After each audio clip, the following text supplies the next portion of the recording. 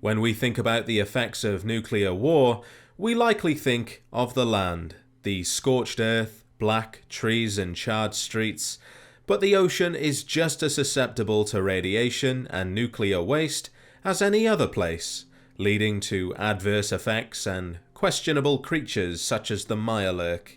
But what is a Mirelurk, and why do so many different creatures seem to share the same name? A Mirelurk can refer to the descendants of one of many aquatic creatures. They are typically shelled or armoured, have pincers and claws, and lurk in wetlands, typically shorelines but also swamps, lakes and other such bodies of water, also known as mires. They are one of, if not the very first mutants to emerge from irradiated waters, due to the widespread pollution from companies such as General Atomics and Poseidon Energy. One of the companies dedicated to saving the oceans was the Nahant Oceanological Society. However, their attempt to raise awareness of the growing problem was unsuccessful, as authorities refused to listen, as did media outlets like Galaxy News Network, who instead of helping, focused on reporting the sudden increase in shellfish size and how wonderful that was for the upcoming shellfish season. Despite their positive outlook, the 12% increase in lobster mass and 14% increase in crab mass meant the sea creatures would soon collapse from their own lack of food, leading to localized extinction. But they didn't have to worry about having no shellfish to eat, as the Great War destroyed their trawling and festivals and pretty much put a stop to corporate pollution. But in its stead, nuclear fallout soon settled in, mutating the sea creatures even further and producing the very first Mirelurks that we know. Now, attempts to identify and classify these aquatic creatures has been difficult, to say the least. Originally, researchers such as Moira Brown suspected them to be the mutated descendants of brine shrimp. However, the Enclave and their advanced technology and extended reach have managed to identify their ancestral DNA, which surprisingly comes from two different creatures, the Limulus polyphemus, or Atlantic horseshoe crab, which already isn't a crab and is more closely related to scorpions and spiders, and the Calinectus sapidus, or Chesapeake blue crab, which, unlike the aforementioned, is an actual crab. So, Mirelurks have two separate ancestors that have mutated in such a way that they are able to breed and reproduce. The Enclave scientists who discovered this have taken to calling them the Scilla serrata horrendus, a term used by the Lone Wanderer, which is beyond the comprehension of most wastelanders, who instead simply call them Mirelurks, Lakelurks, Swamplurks, or even Nukalurks, which are the same thing, the only difference is the body of water or beverage they reside in. Despite Mirelurks inhabiting areas suitable for a bottom feeder, their meat is often considered a delicacy, with wastelanders such as Grandma Sparkle announcing the meat to be the best you can find in the wasteland, with some adding the meat to eggs, crumbled stale bread, mayonnaise, crushed scrub, salt, and oil to create Mirelurk cakes. Some settlements see just how valuable Mirelurk meat can be and dedicate their entire time to corralling and breeding Mirelurks for easy profit. So much so that mercenaries are sometimes hired by rival suppliers to take out the competition. Although Mirelurks do have their uses, particularly their meat, and in some rare cases acting as an early form of defense, they can prove to be rather troublesome for those settled near water, as is seen with Rivet City, where Mirelurks have nestled below deck, with Rivet City security unable to flush them out. The infestations are tricky to deal with due to the fact that Mirelurks lay multiple nests, and their offsprings are able to hatch prematurely and still put up a fight, making extermination attempts both difficult and dangerous. However, there does seem to be an almost foolproof way of deterring Mirelurks from nesting, and that is through sound. Places such as Vault 92 and Spectacle Island deploy sound, either through a PA system or beacon, Both white noise and high pitch frequencies are capable of outright killing them through spontaneous cranial combustion, or set to a level where it simply deters the Mirelurks from coming any closer, showing just how easy it can be to deal with the Mirelurks, provided you have the know-how and power, which Rivet City should. And this brings me to the different types of Mirelurk. Without a doubt, the most common variant of Mirelurk is the crab. Their appearance does reflect their ancestors in colour, having taken both bluish hues and brown shades from their respective sides. However, there are aspects that seem to come from one particular side rather than both. Their laying style is similar to a horseshoe crab, laying several clusters or groups which are then fertilized by many males, but the number of eggs are substantially less when compared to their ancestors, which, depending on the side, could be anywhere from 4,000 to 8 million. The reduced brood could be down to the size of a single egg and the limited sources of food and prey. On the topic of hunting, their eyesight is poor, forcing them to rely on their excellent sense of smell and to simply wait for prey to come to them. Once prey has strayed too close, the Mirelurks use two powerful claws to hold on tight, while the smaller and more precise appendages rip and tear the meat into bite-sized pieces. But if prey is limited, they have no qualms about consuming a rotten carcass that's drifted ashore or died nearby. But what happens when prey fights back?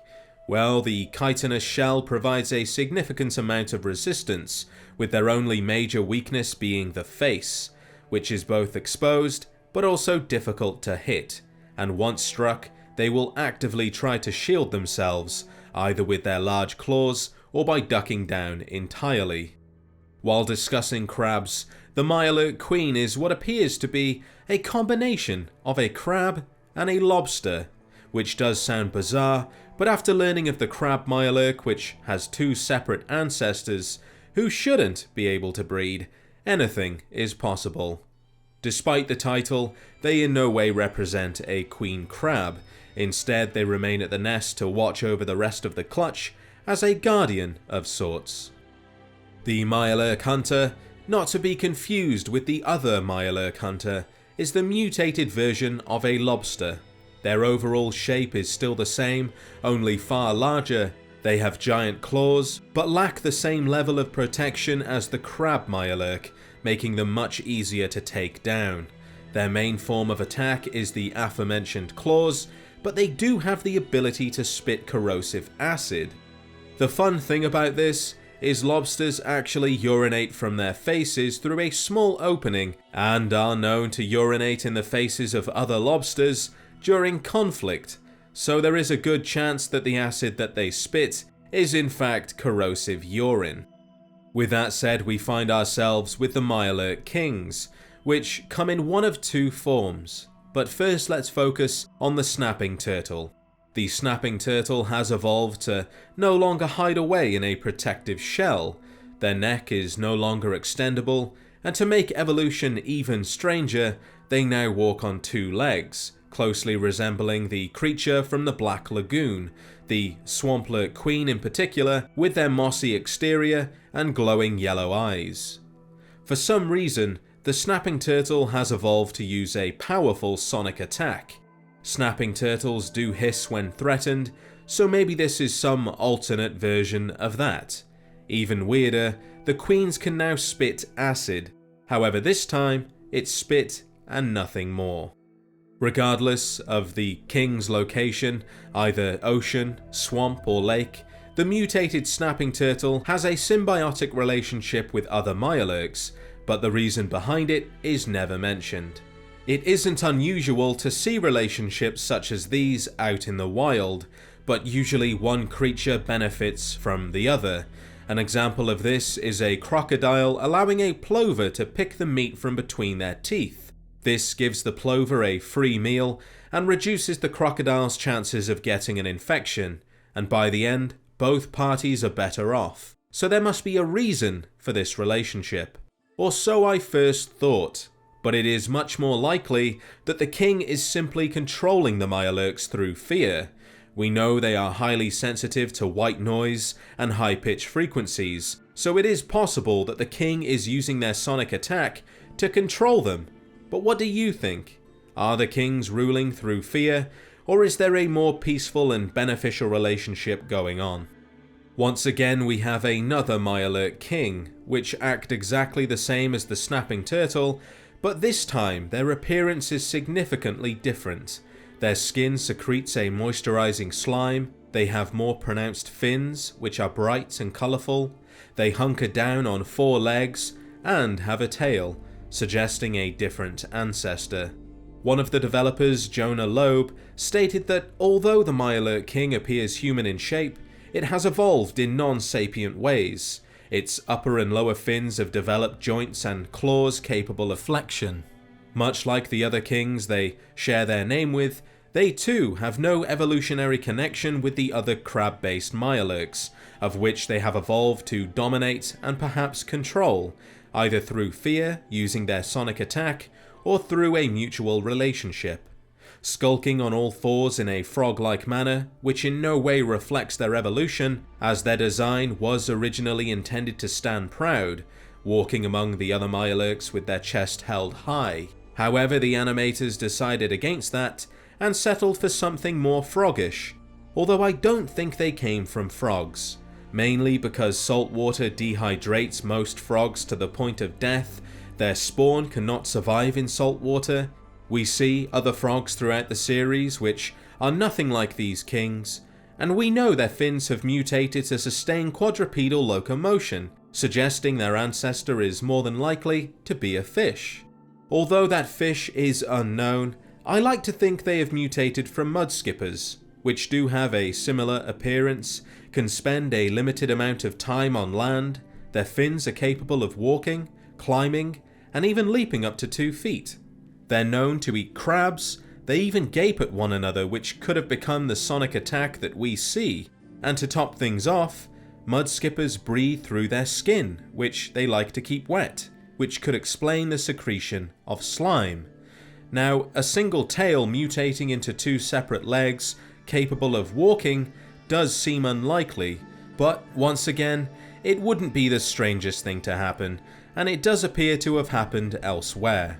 And that brings me to why several creatures with different ancestors share the same name. The reason so many different sea creatures share a common name is because Mirelurk, or any variation of lurk for that matter, is a colloquial term used by wastelanders to describe a variety of mutated sea creatures rather than a single entity. But not all sea creatures fall into this category. Fog crawlers, giant hermit crabs, and anglers are all given their own unique name, despite sharing several features with Mirelurks. So, Mirelurk is a broad term given to many of the different sea creatures that crawled from the ocean after companies polluted waters with nuclear waste. The term has continued long after the Great War, with mutations becoming even more drastic and deadly. They can be found in particularly wet locations, shorelines, marshes, and even sewers, used by humans as both a deterrent and food source, but can just as easily become an invasive pest that's almost impossible to move. But they do have a deathly reaction to white noise and high-pitched frequencies, which could be used by the kings to control their lesser peers. They come from a variety of creatures, including crabs, lobsters, turtles, and something else that may or may not be mudskippers. But that is just my opinion.